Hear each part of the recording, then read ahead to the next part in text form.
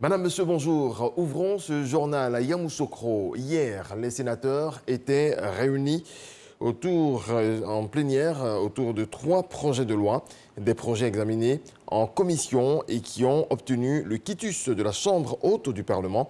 Ils avaient été présentés par les ministres du Budget et du Portefeuille de l'État et celui des Ressources animales et halieutiques, tous deux émissaires du Président de la République.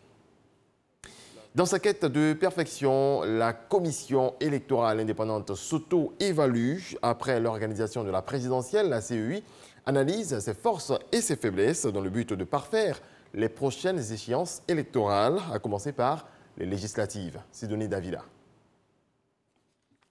Après l'élection présidentielle, la CEI fait son bilan.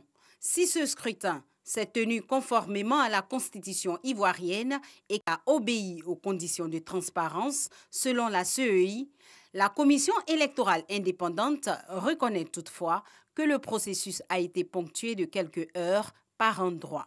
Un séminaire bilan pour tirer les leçons, mais surtout pour préparer les échéances futures.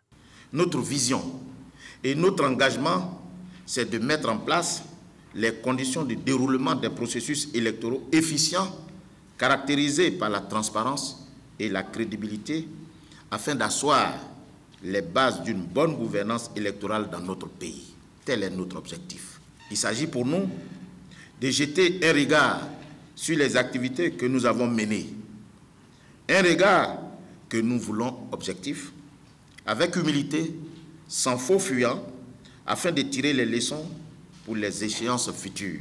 Nous devons nous montrer à la hauteur de ce défi. Dans un contexte aussi volontairement suspicieux, le levier de l'évaluation est l'un des atouts majeurs de progression et d'évolution pour entretenir, bien entendu, notre crédit. Ne nous lassons pas donc de rechercher l'amélioration. 3 jours pour passer au crible le cadre légal et réglementaire, la liste électorale, la sensibilisation et la communication, entre autres. Ces réflexions sur l'évaluation du processus électoral 2020, ses acquis et ses insuffisances aboutiront à des recommandations. Ce dernier point va s'appuyer sur les différents rapports des observateurs électoraux. Autre volet de l'actualité, un établissement financier met à la disposition des petites et moyennes entreprises la somme de 20 milliards de francs CFA. Ce financement a fait l'objet d'une signature de convention entre le ministre de tutelle et cette organisation. Francis Boifou. Elle va bénéficier aux petites et moyennes entreprises PME ivoiriennes. La convention signée entre NCA Bank et le gouvernement, représentée par le ministre de la promotion des PME, porte sur un montant de 20 milliards de francs CFA destinés au financement des PME sous forme de crédit. Nos équipes sont disponibles et attendent simplement de recevoir les sollicitations des PME pour les accompagner dans le montage du dossier, la structuration et faire en sorte qu'on aboutisse à accorder le plus grand nombre de financements de qualité. Ce qui nous revient, c'est d'être correct, d'être sérieux, de pouvoir utiliser ces fonds de façon correcte, mais surtout de rembourser pour que la chaîne continue et que d'autres PME puissent bénéficier de ce financement. La durée de remboursement du crédit est de 4 ans et le taux d'intérêt est compris entre 7 et 7,5%. Mais il s'agit principalement donc de financer des entreprises qui répondent aux critères de la banque. L'État, par le fonds de garantie des PME, pourra donc être à côté de la banque pour réduire et partager le risque. Pour encourager l'initiative féminine, 7 milliards de francs CFA sont réservés aux femmes entrepreneurs sur les 20 milliards prévus pour le financement des projets des petites et moyennes entreprises.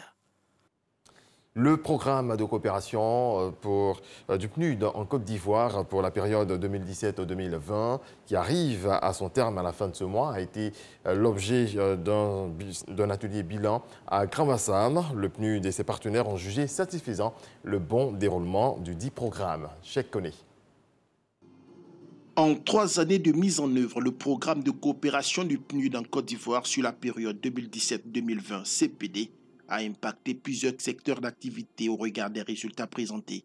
Il s'agit entre autres de 92 000 personnes qui ont eu accès à une assistance juridique ou judiciaire, le renforcement des capacités de 900 fonctionnaires de police et de la protection civile, 21 000 personnes dont 60% de femmes ont bénéficié d'un emploi. Le cycle 2017-2020 s'est focalisé sur 2 axes, le développement durable inclusif et la gouvernance. Le bureau du PNUD en Côte d'Ivoire a contribué à une transformation certaine dans la vie des populations. Cet atelier, la dernière rencontre du genre pour l'exercice 2020, vient clore le cycle de 2017-2020 et ouvre un nouveau cycle, celui du programme, sur la période 2021-2025. Le gouvernement entend associer ses partenaires à la mise en œuvre du PND 2021-2025 et particulièrement le PNUD dans le cadre de son mandat.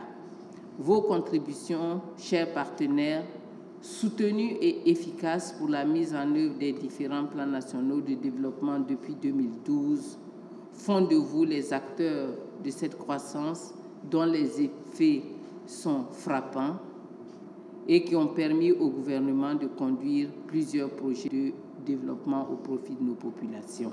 Le CPD 2017-2020 a mobilisé plus de 33 milliards de francs CFA avec l'exécution de 45 projets. Pour la période 2021-2025 qui s'ouvre, les partenaires ambitionnent de doubler cette enveloppe en vue d'élargir les axes d'intervention qui seront bâtis essentiellement autour de la gouvernance inclusive, la modernisation des institutions et la réduction des inégalités. Le ministre Moussa Dosso a lancé ce mercredi la 2e édition des États généraux de l'aviculture. Ces assises vont permettre à l'État de mettre au point le second plan stratégique de relance de l'aviculture. Les détails de Mahama Traoré. Il faut que dans quelques années, la viande de volaille soit la viande la plus consommée en Côte d'Ivoire, ce qui n'est pas le cas aujourd'hui. Il faut que la viande produite localement, que ce soit volaille ou autre, soit privilégiée par rapport à la viande importée. C'est avec autant de défis à relever que le secteur privé avicole ivoirien participe à la 2e édition des États généraux de l'aviculture. Ces assises planchent sur la capitalisation des acquis et surtout au sujet de la compétitivité du secteur avicole ivoirien. Principal levier à actionner pour cette compétitivité, l'augmentation de la consommation locale. La consommation de viande de volaille aujourd'hui en Côte d'Ivoire est de 2,4 kg par habitant et par an.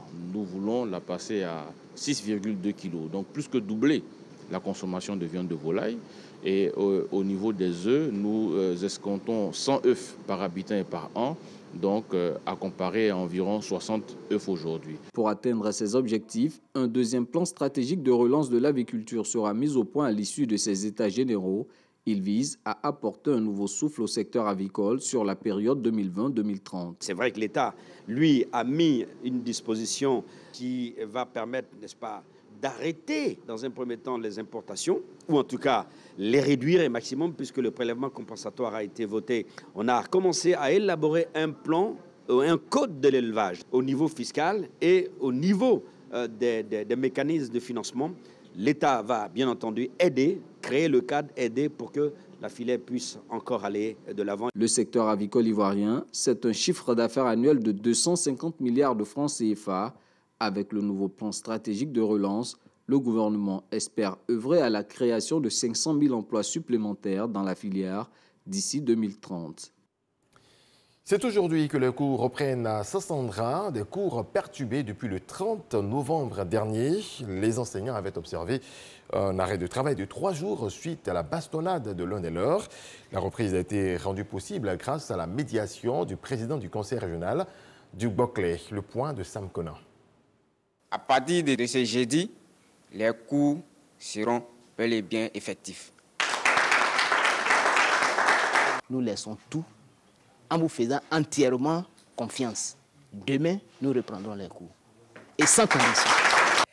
Ainsi en ont décidé élèves et enseignants. Les cours perturbés pendant 3 jours reprennent ce jeudi 3 décembre 2020 dans les établissements secondaires de la ville de Sassandra. Cela grâce à la médiation du président du conseil régional du Boclé. Arrivé dans la nuit du mardi à mercredi, le ministre Philippe Légré a eu plusieurs rencontres avec le corps préfectoral, le maire de la commune, les enseignants et les élèves. Tous ont regretté ces incidents malheureux et s'engagent à la reprise des cours dans un climat apaisé. Pour le président du conseil régional, ce fut une mission réussie.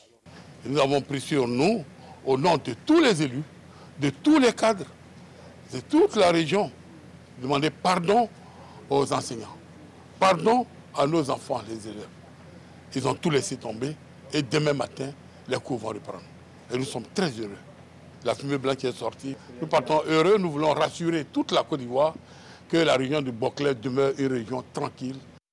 Et rappelons que les cours ont été perturbés à la suite d'un incident entre le maire Sangarési Léonard et un enseignant. Ce dernier a été battu par la garde rapprochée du maire alors qu'il tentait d'intervenir pour un élève mis aux arrêts par les éléments de la police municipale. Le président du conseil régional, Philippe Légré, qui a rendu visite à la victime, s'engage à prendre en charge tous les frais. Bientôt la fin de l'analogie. La télévision numérique terrestre prend toute la place en Côte d'Ivoire. Yeo Adama Benoît, le directeur de la Société ivoirienne de télédiffusion, invite les populations à se mettre au goût du jour pour une meilleure qualité d'image. Le point de Astou Touré. L'extinction de l'analogie démarre le 1er janvier 2021. Annonce faite par le directeur général de la Société ivoirienne de télédiffusion IDT, organe en charge du déploiement du réseau et de la diffusion des chaînes de la télévision numérique terrestre. L'État ivoirien a adopté un chronogramme d'extinction de l'analogie. Ainsi, à partir du 1er janvier 2021, l'extinction devrait concerner ces différentes villes déjà couvertes par la TNT. Abidjan, Bouaké, Man, Bouaflé, Koro et Kounfao. Et à compter du 31 mars 2020 pour les 29 autres zones de service. Face à la presse nationale, Adama Benoît Yeo est revenu sur les avantages de la télévision numérique terrestre. La télévision numérique terrestre offre une meilleure qualité d'image et de son, l'accès à plus de chaînes et une multitude de programmes, la possibilité d'offrir des services innovants comme la vidéo à la demande, l'enregistrement des programmes, le catch-up, et d'autres services à valeur ajoutée. La diffusion de plusieurs chaînes de télé sur une seule fréquence. Et dans notre cas, spécifiquement, nous avons donc RTI 1, RTI 2, RTI 3, NCI, A+ Ivoire, Live TV, 7 Info. Toujours au titre des avantages, pas d'abonnement, c'est gratuit une fois installé. Pas de coupure de signal en cas d'orage. Pour recevoir la TNT dans les foyers, il faut un poste téléviseur aux normes en vigueur, plus une antenne râteau TNT ou un poste téléviseur hors normes, plus un décodeur TNT, plus une antenne râteau TNT. Depuis son lancement le 8 février 2019, une campagne de sensibilisation et d'information est organisée dans le district d'Abidjan et en région. Pour une meilleure appropriation de l'outil, le président du conseil d'administration de la Société ivoirienne de télédiffusion veut compter sur les médias. La TNT est fonctionnelle en Côte d'Ivoire avec une couverture d'environ 60%. Les travaux de déploiement se poursuivent avant la fin du mois de décembre. Les villes de Zoukoube, Bekouefin, Dimokro, Maféré et Grand Laou seront fonctionnelles. Dans le reste de l'actualité, l'ONU accueille aujourd'hui et demain un sommet spécial sur le vaccin contre le coronavirus. Dans un format virtuel, 140 chefs d'État, de gouvernement et ministres de la Santé vont échanger et faire le point sur une stratégie collective pour contrer l'épidémie. Certains laboratoires pharmaceutiques participeront aussi aux tables rondes. Voilà, c'est ici que s'achève cette édition. Merci à toutes et à tous de votre attention. Paix dans vos foyers.